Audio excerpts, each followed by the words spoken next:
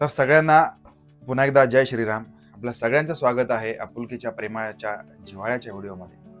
आजचा विषय थोडासा वेगळा आहे. कारण आता आपण बघितलं तर 10वी-12वी CBSE आणि सगळ्याच पॅटर्नच्या आता एक्झाम सुरू होणार आहेत. फायनल एक्झाम सुरू होणार, परीक्षा सुरू होणार. तर मुलांची धावपळ, अभ्यासाची धावपळ आणि त्यांच्या मागे आईवडिलांचा ससेमिरा असं सगळं काही असणार आहे. तर मुलांनी अभ्यास कसा करावा आणि पालकांनी त्यांच्याकडे लक्ष कसं द्यावं, याविषयी मी आज बोलणार आहे. तर सगळ्यात पहिल्यांदा जर का परीक्षा म्हटलं, की त्याच्यासोबत येणारी गोष्ट म्हणजे ती ताणतणाव. म्हणजेच बर्डन. अर्थात हे बर्डन एक प्रकारचं नसतं. कारण लहान मुलांच्या किंवा किशोरवयीन मुलांचं त्यांचं जे करिअर आहे, त्यांचं जे भवितव्य आहे, त्यांच्या एक्झामवर, त्यांच्या मिळणाऱ्या मार्क्सवर अवलंबून असतं. तर अर्थातच आई-वडिलांच्या अपेक्षा आणि ह्या सगळ्या गोष्टी त्यांच्या परीक्षेभोवती फिरत असतात. त्यामुळे हा व्हिडिओ डेडिकेटेडली त्या मुलांसाठी जी आता परीक्षार्थी आहेत, एक्झाम देणार आहेत. तर पहिला पॉईंट आहे, हा व्हिडिओ शेवटपर्यंत बघा. कारण ह्या व्हिडिओच्या माध्यमातून आपल्याला बरंच काही कळणार आहे. अभ्यास कसा करावा आणि त्याच्यामधून आपण मार्क कसे गेन करावेत, हे सगळं काही आपण या व्हिडिओच्या माध्यमातून जाणून घेणार आहोत. त्याचबरोबर स्ट्रेस रिलीफ कसा करायचा याबद्दलही मी तुम्हाला सांगणार आहे. तर हे सगळं सुरू करण्या अगोदर जर का आपण चॅनलवरती नवीन असाल तर जरूर सबस्क्राईब करा.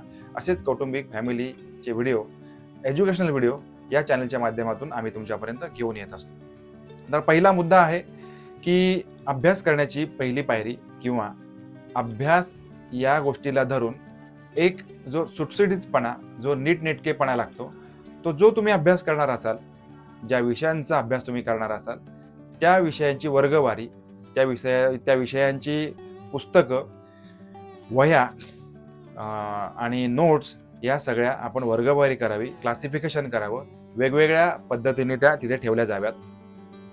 त्याच्यानंतरचा मुद्दा आहे क्रिएट अ स्टडी शेड्यूल अथवा क्रिएट अ स्टडी सायकल. म्हणजे काय? तर एक अभ्यासाचा जो आहे ना, तो एक पॅटर्न असतो. म्हणजे अभ्यास करताना आपण असं म्हणतो ना, की एक लय पाहिजे, एक रिदम पाहिजे. या रिदममध्ये अभ्यास जर आपण करणार असू तर त्याचं आपण शेड्यूलिंग केलं पाहिजे. समजा भाषावार विषय असतील, मराठी, हिंदी, इंग्लिश, त्याच्यानंतर मॅथ्स आणि EVS, सायन्स, हिस्ट्री, जिओग्राफी, जे काही आपले विषय असतील, त्या विषयांचं क्लासिफिकेशन करून त्याच्यानंतर त्याचा एक पॅटर्न सिलेक्ट करावा, जेणेकरून आपल्याला या सगळ्या एक रिदम मेंटेन होईल आणि आपण जेव्हा परत त्या विषयाकडे येऊ त्यावेळेला आपली एक चांगली लिंक लागलेली असेल. त्याच्यानंतर आहे प्रायोरिटी ऑफ टॉपिक्स. म्हणजे बऱ्याच वेळेला आपल्याकडे एक असं म्हणतात की इंग्लिश आणि मॅथ्स हे टफ विषय आहेत असं समजलं जातं, की जे खरं नाहीये. याचा अर्थ असा आहे की बऱ्याच वेळेला एक न्यूनगंड असतो. बऱ्याच वेळेला एक आपल्या बॅक ऑफ द माइंड एक गोष्ट चालू असते. आपण कुठून तरी ऐकलेलं असतं की इंग्लिश विषय टफ असतो, मॅथ बऱ्यापैकी टफ असतो आणि ते आपल्या सबकॉन्शियस मध्ये जाऊन बसलेलं असतं. तर हे सगळं करताना, अभ्यास करताना सगळ्यात पहिला हा न्यूनगंड आपल्या बॅक ऑफ द माइंड असेल हे काढून टाकावं, की एखाद्या विषयाबद्दलचा आपला जो समज झालेला आहे की मॅथ्स टफ असेल किंवा इंग्लिश टफ असेल, तर हे सगळ्यात काढून टाकावं. अभ्यासाने किंवा त्याच्यासाठी जर का आपण वेळ देत असू तर प्रत्येक विषय आपण सोपा करू नक्कीच शकतो. त्याच्यानंतर आहे यूज ॲक्टिव्ह लर्निंग टेक्निक्स. म्हणजे ॲक्टिव्ह लर्निंग टेक्निक्स याचा अर्थ की एखादा सब्जेक्ट जेव्हा तुम्ही घेऊन बसता, फॉर एक्झाम्पल एखाद्या मुलाला त्याचा मॅथ्स सब्जेक्ट टफ वाटत असेल, तर ॲक्टिव्हली त्याच्याकडे लक्ष देणे, पर्पजली तो विषय घेऊन बसणे. बऱ्याच वेळेला काय होतं, आपण आपल्या मनामध्ये आपण जी गोष्ट आपल्याला आवडत नाही त्या गोष्टीचा आपण टाळाटाळ करत असतो, ज्याला प्रोक्रॅस्टिनेशन असं म्हणतात. कारण तो विषय घेतल्यामुळे, ते काम हाती घेतल्यामुळे आपल्याला मानसिक असं बर्डन फील होतं की ते नको आणि हे नाही केलं पाहिजे. मग ते आपण टाळाटाळ करतो आणि तो विषय तसाच प्रलंबित होत जातो. प्रॅक्टिस विथ एक्झाम्स और क्वेश्चन पेपर्स. म्हणजे एक्झाम जर का आपण कुठली पण एक्झाम आपण देत असाल, तर त्याचे जर का आपण क्वेश्चन पेपर हाताळले असतील, अर्थात ही फार जुनी पद्धत आहे अभ्यास करण्याची. तर हे जर का आपण पेपर हाताळत असू किंवा नजरेखालून आपल्या अशा प्रकारचे क्वेश्चन्स किंवा अशा प्रकारचे पॅटर्न आपल्या हाताखालून जर गेला असेल, तर जेव्हा आपण ॲक्च्युअल एक्झामला बसतो त्यावेळेला ते आपल्याला बरं पडत असतं. त्याच्यानंतर आहे टेकिंग रेग्युलर ब्रेक्स. ही फार महत्त्वाची गोष्ट आहे. जसं मी मगाशी म्हटलं, की आपण काय म्हणू शकतो त्याला, की तुम्ही कंटिन्युअसली एक गोष्ट घेऊन चाललात, अभ्यास असेल किंवा कुठल्याही प्रकारचं काम असेल, तर त्यावेळेला काय होतं, की आपण खूप एंगेज होऊन जातो अशा गोष्टींमध्ये आणि त्याच्यामुळे थोडासा स्ट्रेससुद्धा आपला वाढत असतो. तर जरूर एक गोष्ट करावी, की आपण ज्यावेळेला अभ्यास करणार असू, तर त्याच्या वेळेला एक शेड्यूल्ड ब्रेक घ्यावा. मग काही तुम्ही चॉकलेट खाणार असाल किंवा एखादा टी ब्रेक असेल किंवा व्हॉटएव्हर काही असेल, पण तो ब्रेक 2, 5, 10 मिनिटाचा ब्रेक जरूर घ्यावा. त्याच्यामुळे आपल्याला एक थोडंसं काय म्हणू शकतो त्याला, परत एकदा हुरूप येतो.